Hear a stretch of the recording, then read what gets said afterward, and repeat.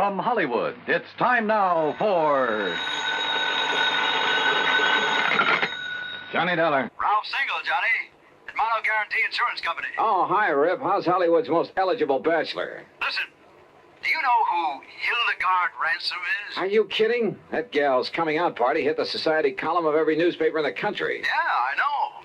So, how'd you like to have a date with her? Hey, wait a minute. Weren't you dating the luscious Hildy Ransom a while back?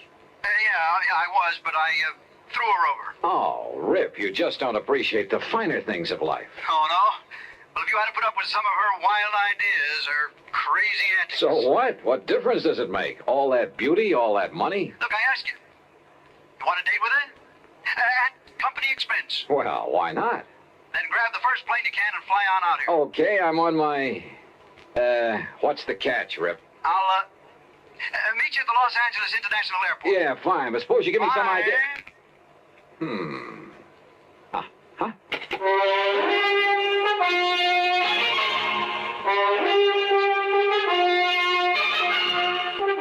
Bob Bailey in the exciting adventures of the man with the action-packed expense account, America's fabulous freelance insurance investigator. Yours truly, Johnny Dollar.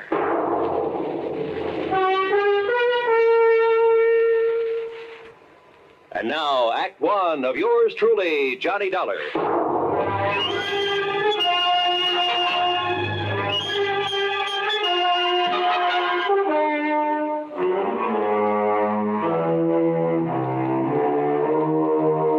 Expense account submitted by Special Investigator Johnny Dollar to the Mono Guarantee Insurance Company, Los Angeles office. Following is an account of expenses incurred during my investigation of the Delectable Damsel matter.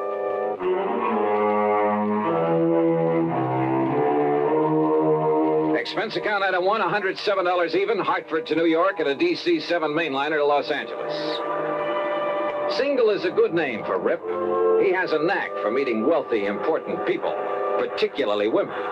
Yeah, they practically swoon under his spell, and he sells them insurance. I'm not sure I approve his love 'em and leave 'em tactics, but it's no wonder he knew Hildy Ransom, heiress to a couple of $1 million. Hi, Johnny. But he hadn't told me why he wanted me to meet her, and I was sure it wasn't just for a date. Daydreaming, Johnny? Huh? Hey, your baggage is right here on the rack. Come on. I'll help you put in the car and we'll take off. Oh, hi, Rip. Sure, where's the car? Over here in the parking lot. Hey, what were you dreaming about there at the luggage pickup? Oh, Hildegard Ransom, who else? And I take it your little romance with her, the one that hit the headlines a while back, is all over, huh? Oh, sure. But I got her insurance business. All of it. And, Johnny, if I had to, I could live off the premiums of that one account alone. Then it must be pretty big. Because if I remember the way you live, fancy clothes, fancy apartment. Well, you can't take it with you, boy.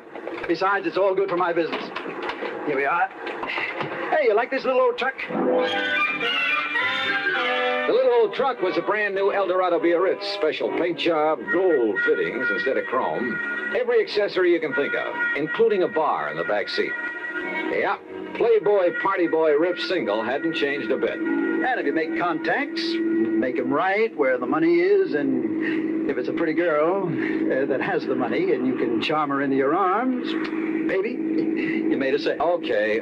Now tell me, Rip. Johnny, did you ever hear of the Cape Star? What's that?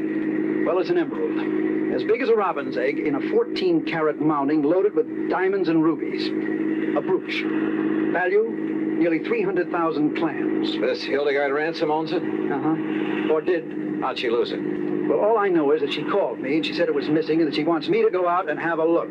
Out where? But I don't want that wacky dame to get her hands on me again. Now, you heard of some of her crazy escapades. Like the time she flooded half of the Bel Air estates. The what? Well, she didn't like the looks of a fire plug on her 5 acres up there, so she had the gardener plant some dynamite under it. Oh, brother. Well, I gotta do something for laughs, she said. The old story of the idle rich with too much time on their hands, huh? Yeah, that's right. Well, that kind of stuff can lead to trouble sometimes. Where is she, Rip? Bel Air, did you say? Well, when she's home, which isn't often. Right now, I think it... What the Sam Hill? Oh, sure. All the comforts of home. Here now. Hello? RHS 1121. That's right, operator. One moment, please. I have a call for you. Oh, thanks. Oh, brother, when I get rich enough to put a mobile phone in my car. Oh, it doesn't cost much. As a matter of fact... Rip Single, are you coming out here to see me or aren't you? Oh, well, now, Hildy... The 5th time I've called. And Rip, if you don't do something about my loss of the Cape Star, you call the police. Well, sure, of course. I might have known you would. So they'll tell the papers. More publicity for you in that lousy insurance business. But, Hildy, I always notify the police Well, when you know there's- what that means. It means reporters, photographers, cops, half the town falling all over themselves when I get in. Look, Hildy, So if you or somebody else, and I don't mean the cops, if you don't get out and try... Darling, You know what, I'll cancel every policy I have with you. My own, the houses, the cars, this old tub, everything. Here, will you take this, Johnny? Yeah, sure. Hello? Hello, didn't you hear what I said? Look, miss, What? Who's that? Johnny Dollar. Johnny.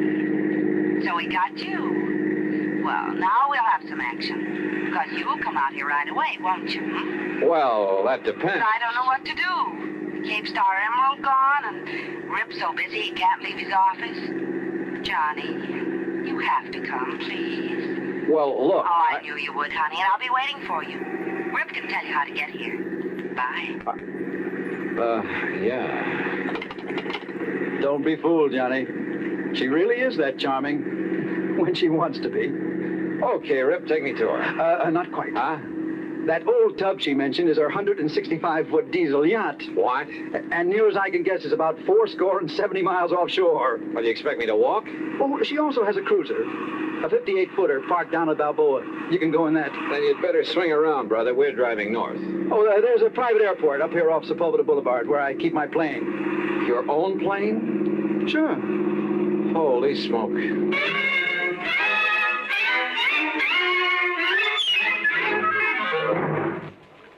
Act 2 of yours truly, Johnny Dollar, in a moment. And now for another episode in the life of Sergeant Donald Bellwether, my husband.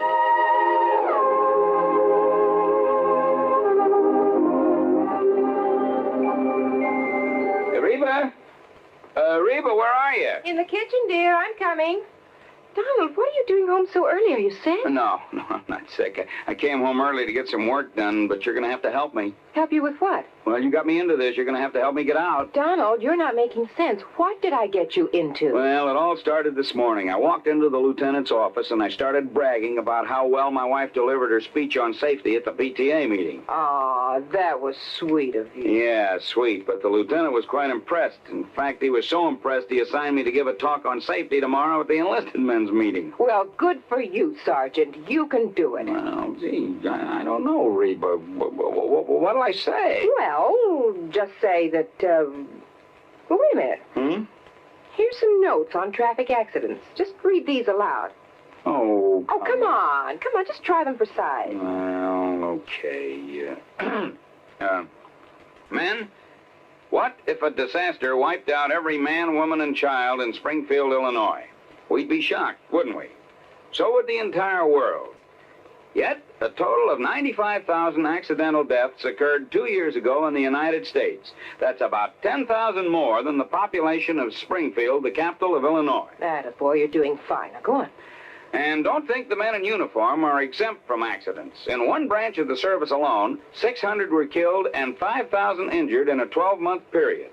On many, many days during the Korean conflict, more servicemen lost their lives on the highway than on the battlefield.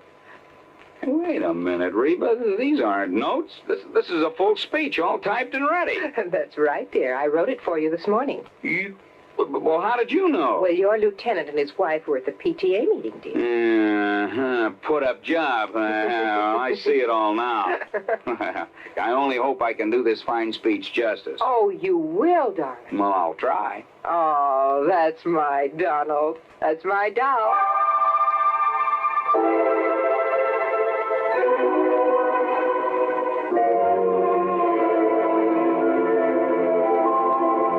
And now, Act 2 of yours truly, Johnny Dollar, and the delectable Damsel matter. During the ride from Los Angeles to Balboa in Rip Single's private plane, he admitted to me that he hadn't made all his money in the insurance business. Seems a rich uncle had conveniently died some years before, lucky stiff. Rip, I mean. Look, all I know, Johnny, is that Hildy took the Cape Star Emerald along with her on this yachting trip, and now it's gone. Yeah, how much of a trip? Oh, Lord knows where she's been. She said she might end up in China, the Philippines, most anywhere. You see, she has the money, she has the time, and she's done everything under the sun that normal people do, so now she keeps looking for the unusual. Anything for a thrill. Yeah, well, when did she discover the stone was missing? She radioed to me today. From out on the high seas? Yeah. She said she was certain she had it the day before because she'd worn it. And then when she went to look for it, it was gone. Some member of the crew, do you suppose? I don't know. Maybe she dropped it overboard. You mean purposely? To collect the insurance? Now, who knows? Oh, but if she has so much money... Well, who knows? Maybe she hasn't lost it at all. She just wants company. Oh, look, there's Newport and Balboa down below. I'll circle Hildy's little summer house before we land. Hildy Ransom's little summer house turned out to be a mansion right on the waterfront. And tied up to the long dock was not only the cruiser, but a snappy little speedboat, a small sailboat, and a couple of outboards. All very nice. Not so the skipper of the cruiser. No, my orders the last time I spoke to the Hilda Mohr were to take you out to her, Mr. Single, nobody else. Look, we just talked to Miss Ransom by radio, and she wants you to take Mr. Dollar out there. And I tell you, my last orders Well, forget your last orders. Hey, I look, said those look, were look. my Hey, orders. wait a minute, please. Skipper, have you got a radio on this cruiser? Of course. All right, then. Make contact with the Hilda Mohr. Find out for yourself. Okay, I'll do it. At the same time, you can get her position, okay? We'll see. Well, give dear Hildy my love, or whatever else you can think of. Anything that'll keep her from switching her insurance to somebody else. You are a louse, aren't you? You don't like me, do you? No. Were you ever really serious with her, Rip? Yeah, sure, but I'm just not the marrying kind. So, Johnny, the field is clear for you. Huh? And if you want to latch on to a few $1,000,000, she's really mighty sweet, attractive gal. Well, let me know how you make out, Johnny. Oh, and please, find that emerald. I beg your pardon, sir. Yeah? We're ready to sail whenever the gentleman's ready. Okay, Skipper, let's go.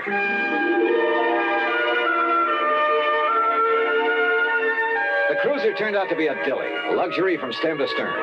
And the trip out to the Hilda Mohr took much longer than I'd expected. In spite of the powerful engines that sent us through the water at over 18 knots, it was well after dawn the next morning when we hove to alongside the Hilda Mohr. And that 165-foot diesel yacht made the cruiser look like a broken-down rowboat. As for Hildy Ransom, 5'6" or 7", she was blonde and she was beautiful, with quick blue eyes that had fun and laughter sparkling in them, and a figure. Well, come on, Johnny. Come aboard. And Marty, you keep the cruiser around in case Mr. Dollar wants to go ashore again. Hi, sir, Miss Rat. Hi, Johnny. Welcome aboard the old tub. You call this floating palace a tub? Well, after the holes that got shot into it, it's a wonder we're still afloat. You've been shot at? Off Formosa on the China coast. We had a ball. For a while, I thought some of the red aircraft were going to strafe us one night. Holy. But it got too dark for them, and the captain, the old fuddy-duddy, turned off all our running lights, and we headed out to sea again. What under the sun were you doing off the China coast, Miss Ransom? No, it's Hildy. Oh, just finding out what goes on in the world. You know what I really wanted to do? What? Pay a visit to Joe and Lai. The Red General? Why not? But they wouldn't let us ashore long enough without a lot of fuss and bother, so... Now, let's go into my quarters and talk about the Cape Star. Yeah, okay. I could kill that Rip Single for not coming out here, but I'm so glad you could. You're even better looking than I'd heard. Huh? Are you as much of a wolf as Rip says you are? Oh, well, now, wait a minute. Okay. I'll find out for myself. It might be fun finding out. Johnny? For a minute, I began to wonder. Maybe Rip wasn't the only one in this affair who turned on the charm to further his own ends. Hildy Ransom, let's face it, was a wealthy ne'er-do-well who'd do anything for a thrill. Couple her with a character like Rip Single. Yeah, I wondered. But then, walking along the deck with her, I saw something that suddenly changed my mind. One of the crew who ducked into a doorway when he spotted me. Who, I wasn't sure.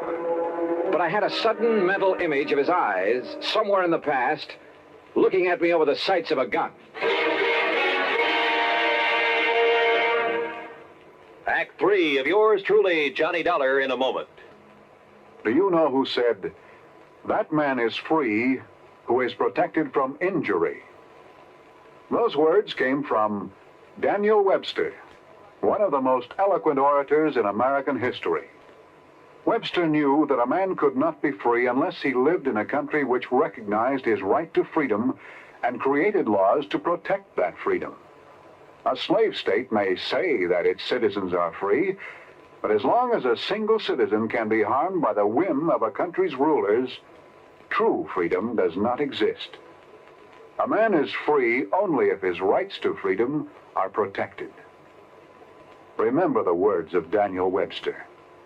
They are part of your American heritage. The free man must be protected from injury. And now, Act 3 of yours truly, Johnny Dollar, and the delectable Damsel matter.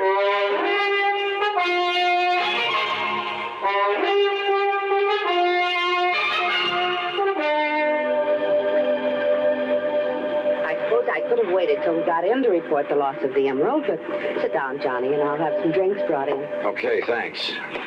Now listen. Because of where we've been on this trip, we'll have to go through customs, and there'll be the police and the reporters and so on. And whoever took the Cape Star might have a chance to... What's the matter? That drawer where I kept it. I'm sure I left that closed after I'd hunted for it, and... Excuse me.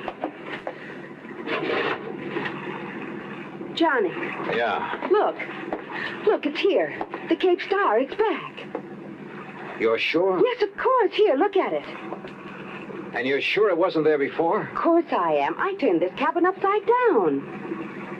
Hildy, this isn't some kind of a gag, is it? What? I mean, you're having me come all the way out here to find something that wasn't lost after all? Johnny! Oh, Johnny, how can you say such a thing? Of course not. But now that you are here, and the star is safe and sound, I think we'll have fun together, huh? Hildy. I've got so tired of the other guests I have on board. That stuffy old Professor Randolph and his boring wife, and Charlie Burton and that girl he's always fawning over. The Cape Star was actually missing? I swear it, Johnny. All right, then. I still have a job to do. I want to meet these guests of yours. Also, I want to talk to the crew. Of course, Johnny. But later, I'll have some drinks brought in, and we can plan ourselves a ball between now and when we put into port. Oh, yes? Miss Ransom. Yes, Captain. One of the men. One of the crew. Name's McCarty. Yes? It looked like appendicitis, ma'am, and I took the liberty of sending him ashore in the cruiser. It'll get there long before we can. Well, of course, Captain. You've done exactly right. Wait a minute. I'm not so sure of that. Why, Johnny? McCarty, huh? Short, dark, with a scar on his chin? Yes, sir. They've already left. What? Yes, sir.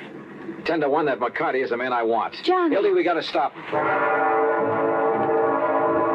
A radio call to the cruiser brought no response, and I had a sneaking suspicion the skipper of it had a gun in his back, a gun held by the supposedly sick McCarty.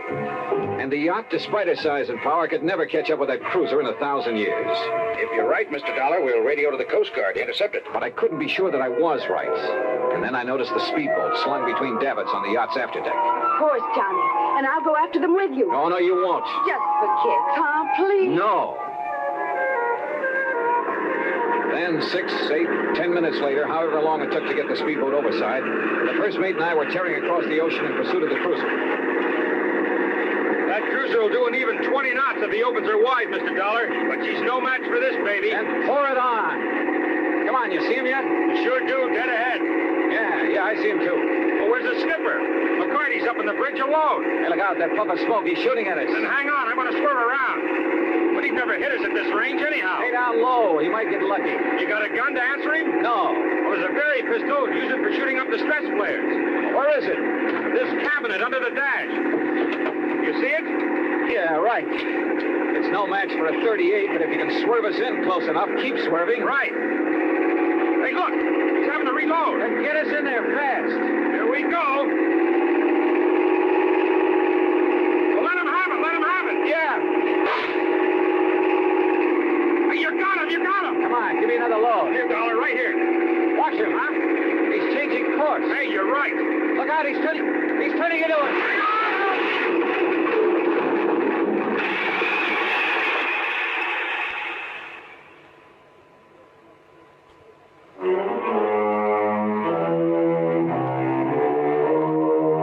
I kind of pieced things together after the yacht, the Hilda Mohr, picked us up. By sheer luck, my shot with a flare gun had struck McCarty full on. He was badly burned. And after the smash-up, the mate had pulled me out of the drink. By then, the yacht caught up with us. And do you know what he was doing, Johnny? That man who called himself McCarty? Hi, Hildy. Smuggling.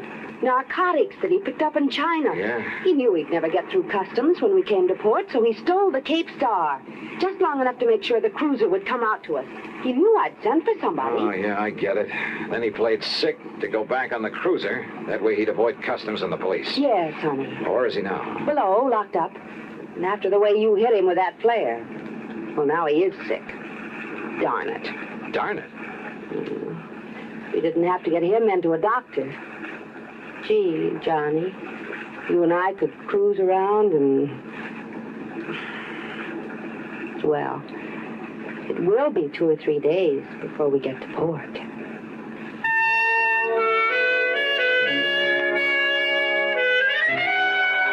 3 days. And what a 3 days. But, oh well. Expense account total, including transportation back to Hartford, $230 even. Remarks? It's funny, isn't it? You never know what you're going to get into when you take on even the most routine kind of case. Yours truly, Johnny Dollar.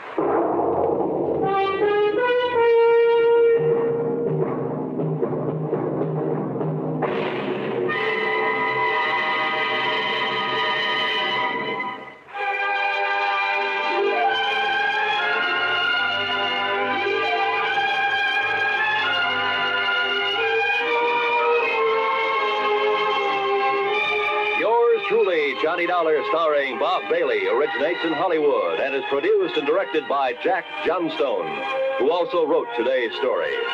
Heard in our cast were Virginia Gregg, Chet Stratton, Barney Phillips, Jack Moyles, and Frank Gerstle. Be sure to join us next week, same time and station, for another exciting story of yours truly, Johnny Dollar.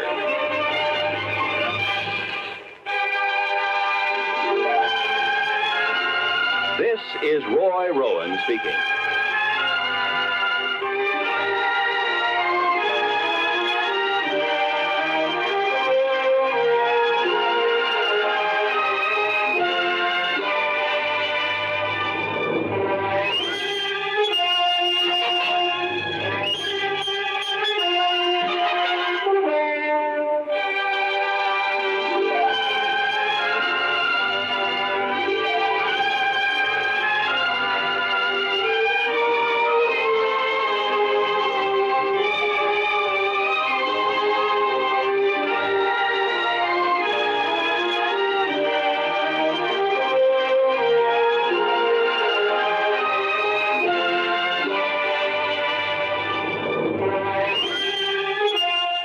Johnny Dollar has come to you through the worldwide facilities of the United States Armed Forces Radio and Television Service.